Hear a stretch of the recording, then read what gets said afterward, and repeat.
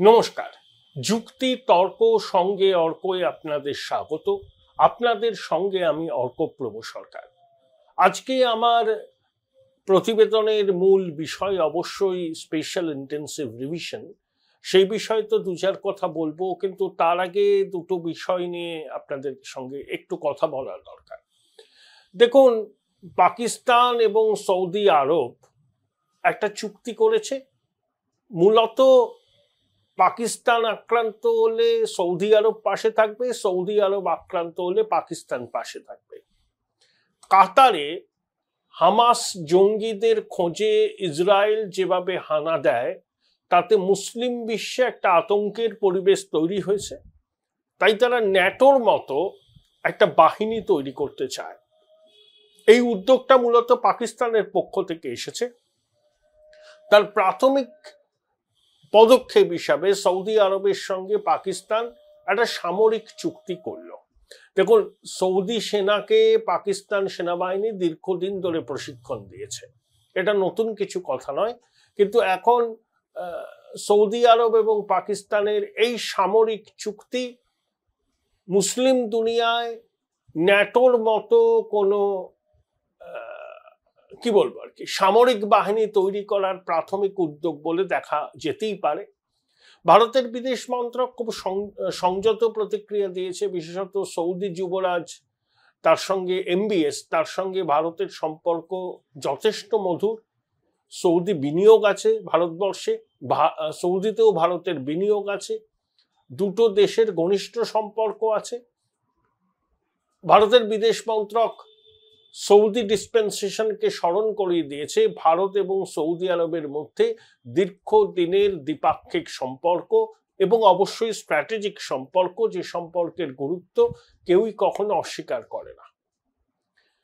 খামখেয়ালি ট্রাম্প আরো একটা নতুন সিদ্ধান্ত নিয়েছেন যে H1B ভিসা, ভারতীয়রা এই ভিসার অন্তত 70% ভারতীয়রা চায়।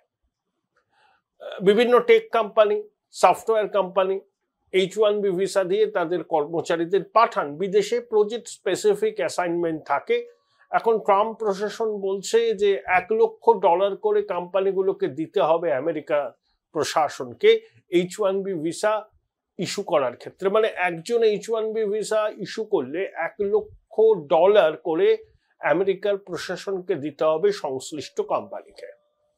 আমার মতে এই দুটো খবরই খুবই গুরুত্বপূর্ণ।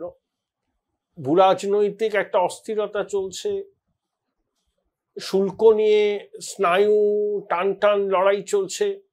যদিও ভারত আমেরিকার বাণিজ্য চুক্তি হয়ে যাবে, একটু সময় লাগতে পারে, কারণ দু দেশেরই কিছু বিষয় নিয়ে আপত্তি আছে। ভারত যেমন কোনো অবস্থাতেই কৃষিপণ্য, পশুপালন এবং দুগ্ধজাত দ্রব্য বাজার আমেরিকার পণ্যের জন্য খুলবে না, বিশেষ করে জেনেটিক্যালি মডিফাইড পণ্যের জন্য। তো এই সমস্ত বিষয়গুলো নিয়ে আলাপ আলোচনা চলবে এবং দুপক্ষই একটা সমঝোতার রাস্তায় আসবে। ডোনাল্ড ট্রাম্প এবং নরেন্দ্র মোদীর সম্পর্কের যে শীতলতা দেখা গিয়েছিল, প্রধানমন্ত্রীর জন্মদিনে ডোনাল্ড ট্রাম্প ফোন করে শুভেচ্ছা জানিয়েছেন, কথা হয়েছে, মোদীজিকে পরম মিত্র বলেছেন ট্রাম্প। মোদীজিও ডোনাল্ড ট্রাম্পকে প্রশংসা করে বলেছেন যে তিনি ট্রাম্পের ভারত সম্পর্কে মানে তার যে মূল্যায়ন, ভারত সম্পর্কে তার যে বক্তব্য, সেগুলো তিনি শুনেছেন। তিনি ডোনাল্ড ট্রাম্পকে ফোন করে তাকে অভিনন্দন জানানোর জন্য আন্তরিকভাবে কৃতজ্ঞতা প্রকাশ করেছেন। দেখুন, 35 বার ট্রাম্প দাবি করেছেন যে ভারত পাকিস্তানের মধ্যে সংঘর্ষ বিরতি তিনি থামিয়েছেন, কিন্তু ভারত সরকার এই বিষয়টা নিয়ে ডোনাল্ড ট্রাম্পের বক্তব্যের সঙ্গে সহমত পোষণ করেনি। আবার ভারত আগ বাড়িয়ে এমন কোনো বিবৃতিও দেয়নি যাতে দুদেশের সম্পর্ক আরো তলানিতে নেমে যায়। আস্তে আস্তে দুদেশের সম্পর্ক উন্নত হবে। ভারত এবং আমেরিকার মধ্যে 2 দশকেরও বেশি সময় ধরে স্ট্র্যাটেজিক অ্যালায়েন্স আছে, সেটাকে রক্ষা করতে হবে এবং প্রশান্ত মহাসাগরীয় অঞ্চল এবং ভারত মহাসাগরীয় অঞ্চলে চীনের একাধিপত্য রুখতে ভারতকে পাশে পাওয়া আমেরিকারও দরকার। আবার শি জিনপিং ট্রাম্পের মধ্যে ফোনালাপ হয়েছে, সাউথ কোরিয়ায় ডোনাল্ড ট্রাম্পের সঙ্গে শি জিনপিং এর বৈঠকও হবে সম্ভবত 2026-এর গোড়ায়। এই ভূরাজনৈতিক প্রেক্ষাপটটা আমি কেন বললাম, এগুলোর সঙ্গে ভারতের বাণিজ্য, বিদেশ নীতি, অভ্যন্তরীণ রাজনীতি ওতপ্রোতভাবে জড়িত। তার কারণ দেখুন, বিরোধী দলনেতা পিটার প্যান রাহুল গান্ধী নানাবিধ প্ররোচনা সৃষ্টি করছেন। কখনো তিনি জেন জির উদ্দেশ্য করে বলেছেন যে ভোট চুরি রুখতে, সংবিধানকে বাঁচাতে, গণতন্ত্রকে বাঁচাতে তাদেরকে উদ্যোগী হতে হবে। ঘুরিয়ে বলেছেন পথে নামতে হবে। আসলে নেপালের ঘটনা দেখে কংগ্রেসের এই পিটার প্যান যারপন্নাই উল্লসিত, কিন্তু এই মূর্খ বালকটি জানে না যে নেপাল, বাংলাদেশ, ভারত এক নয়। ভারতবর্ষে কি দুর্নীতি নেই? ভারতবর্ষে কি অনাচার নেই? ভারতবর্ষে কি বৈষম্য নেই? ভারতবর্ষে কি প্রান্তিক মানুষরা অবহেলিত হয় না? হয়। তার বিরুদ্ধে মানুষের ক্ষোভ আছে, যন্ত্রণা আছে। সেই ক্ষোভ এবং যন্ত্রণা প্রতিফলিত হওয়ার একমাত্র রাস্তা গণতান্ত্রিক পদ্ধতিতে নির্বাচন। ব্যালটের মাধ্যমে মানুষ তাদের প্রতিবাদকে জানাবেন। এটাই ভারতবর্ষে প্রথম থেকে হয়ে উঠছে। এখানে কোনো অ্যানার্কির কোনো স্থান নেই।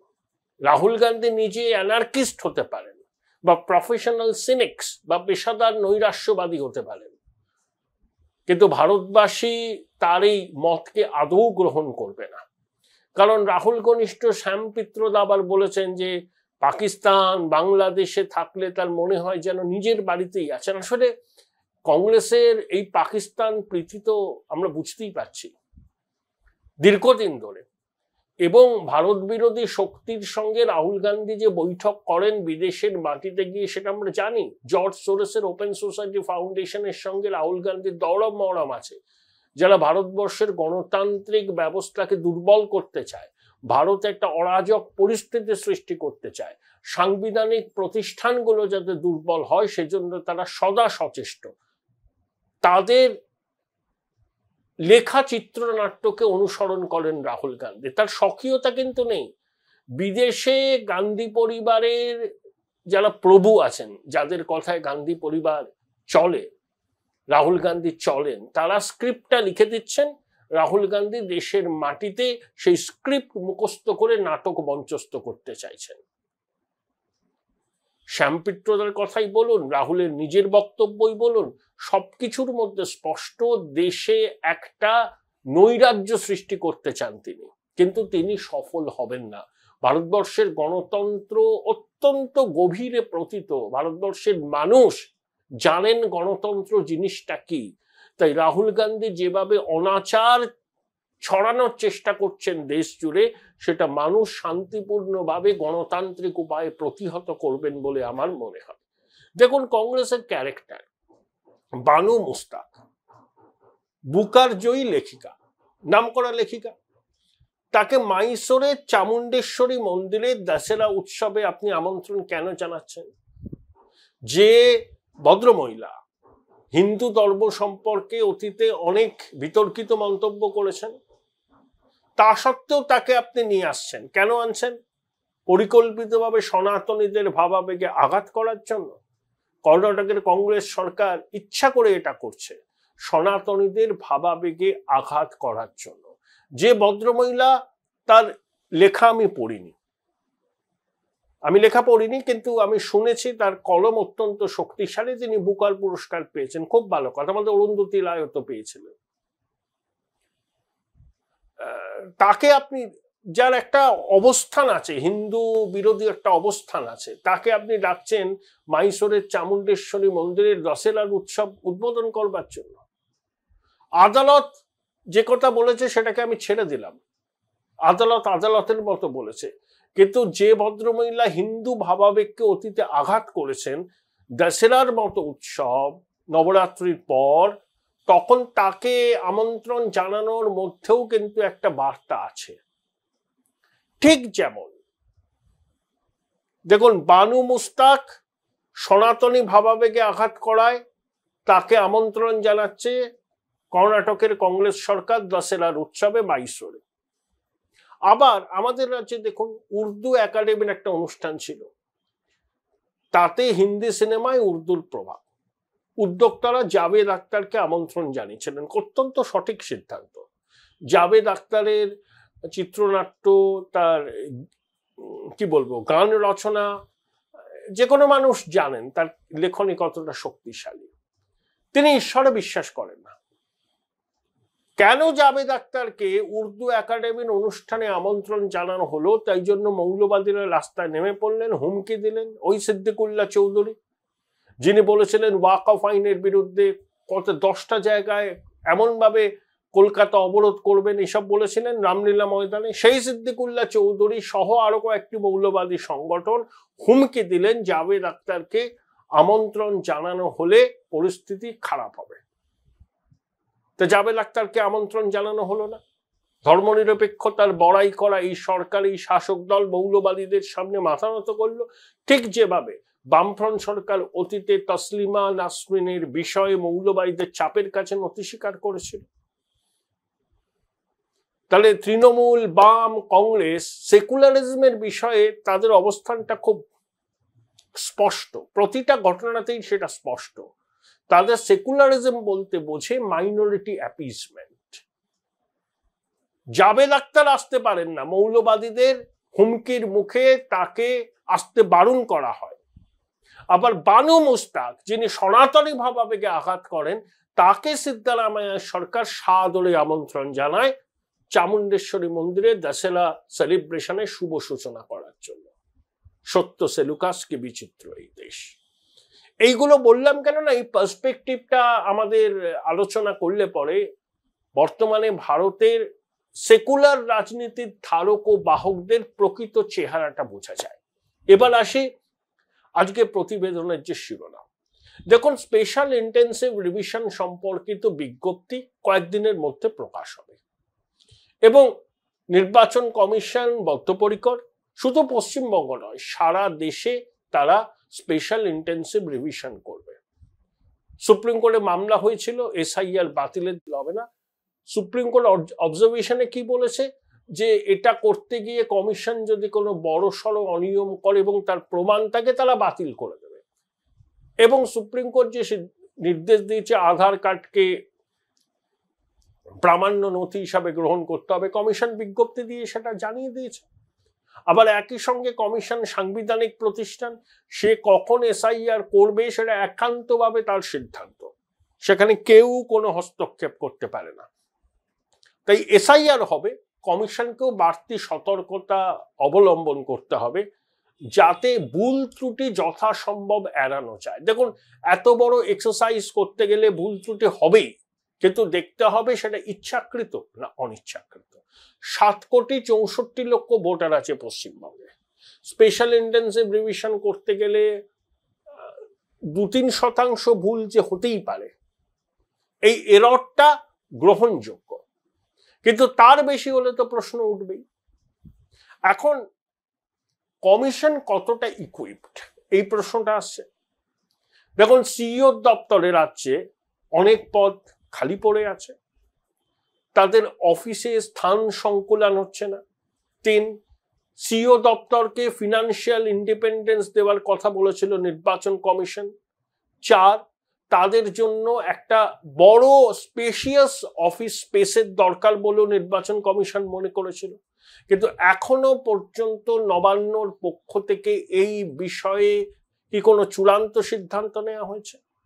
এখনো নির্বাচন কমিশন রাজ্যের স্বরাষ্ট্র দপ্তরের অধীনে, স্বরাষ্ট্র সচিব হচ্ছেন পদমর্যাদায় প্রিন্সিপাল সেক্রেটারি, নির্বাচন কমিশনের সিইও পদমর্যাদায় অ্যাডিশনাল চিফ সেক্রেটারি। এখানে ডিসপ্যারিটি আছে। ভারতবর্ষের অন্যান্য রাজ্যে কমিশনের সিইও দপ্তরের সঙ্গে রাজ্য সরকারের কোনো সংস্রব থাকে না, ব্যতিক্রম পশ্চিমবঙ্গ। সামান্য অর্থের জন্য নবান্নের মুখাপেক্ষী হয়ে থাকতে হয়, সেটা সিসি ক্যামেরা বসার থেকে শুরু করে অন্য সবকিছু। এসআইআর নিয়ে শাসকের আপত্তি আছে, তারা পদে পদে বাধা দেবে এসআইআর কে, এটা নিয়ে কারোর মনে আয়োটা অফ ডাউট নেই, এটা কমিশনও জানে। আবার কমিশনকে শূন্য পদে পূরণ, তার ফিনান্সিয়াল রিকোয়ারমেন্টের জন্য রাজ্য সরকারের উপর ডিপেন্ড করতে হয়। তাহলে ইলেকশন কমিশনের সিইওর যদি হাত পা বাঁধা অবস্থা থাকে, তাহলে তারা কিভাবে সুষ্ঠুভাবে এসআইআরটা করবে?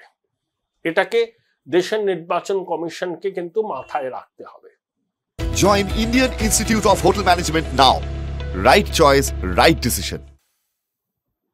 তাদেরকে এমন ব্যবস্থা নিতে হবে, তারা নিশ্চয়ই পারেন, তারা সাংবিধানিক প্রতিষ্ঠান, যে তাদের সিইও দপ্তরকে স্বয়ং সম্পূর্ণ করা, যাতে সব বিষয়ে নবান্নের মুখাপেক্ষী হয়ে তাদেরকে না থাকতে হয়। নির্বাচন কমিশনের ভূমিকা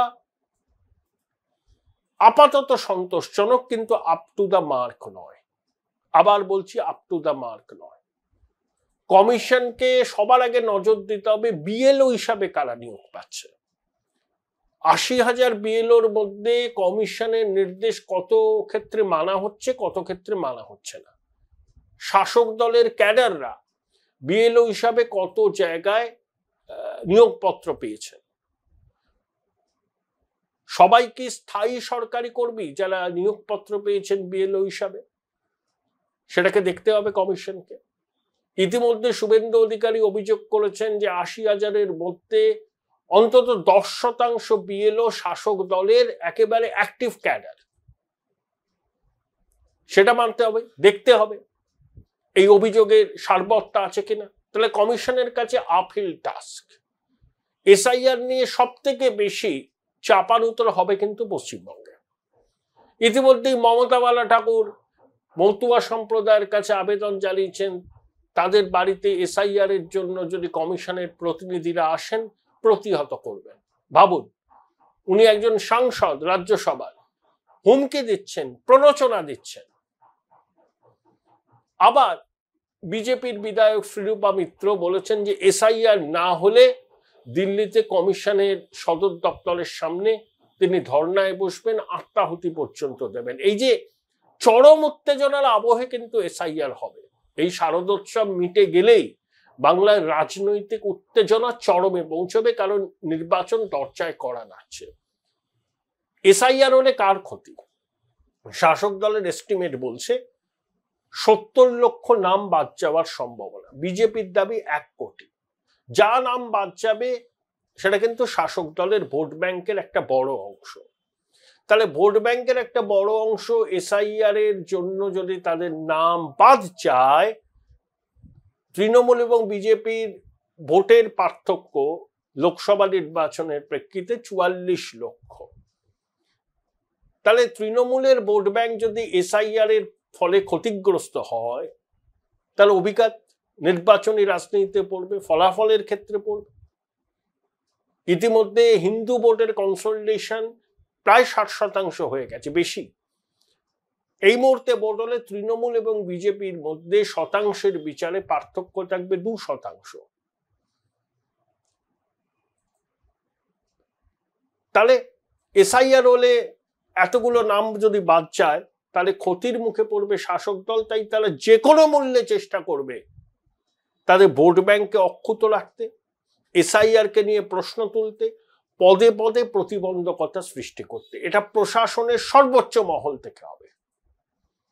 শাসক দল করবে, প্রশাসনও করবে, কারণ অনুপ্রাণিত আমলাকুলে ভরে গেছে রাজ্য প্রশাসন। আমরা তার প্রমাণ পেয়েছি। অনেক ইআরও নির্বাচন কমিশনের র্যাডারে আছেন, তাদের বিরুদ্ধেও ব্যবস্থা নেওয়া হবে বেনিয়মী কাজ করলে। এই একটা আবহে এসআইআর হবে, এটা নিয়ে কোনো সন্দেহ নেই, কিন্তু এসআইআর কে ফুল প্রুফ করতে গেলে কমিশনকে অনেক প্রতিবন্ধকতাকে অতিক্রম করতে হবে। পশ্চিমবঙ্গে এসআইআর করা কমিশনের কাছে সহজ হবে না। পদে পদে বাধার মুখে পড়তে হবে তাদের, পদে পদে। ভারতবর্ষের অন্য রাজ্যে কিন্তু হবে না সেটা, শুধুমাত্র পশ্চিমবঙ্গে হবে। পশ্চিমবঙ্গে একই রাজনৈতিক হিংসা খুব বেশি হয়, আর এসআইআর শাসকের ঘুম কেড়ে নেবে। শাসক জানে সামনে নির্বাচন, তাই যে কোনো মূল্যে তারা চেষ্টা করবে কমিশনের এই প্রক্রিয়াকে বাধাপ্রাপ্ত করতে। সেই জন্য ছোটবাবু বলেছেন না 10 লক্ষ লোক নিয়ে কমিশন ঘেরাও করবেন। দিদিমণি বলেছেন নির্বাচন কমিশন ক্ষণিকের অতিথি, আমরা আছি, আমরা ছিলাম, আমরা থাকবো।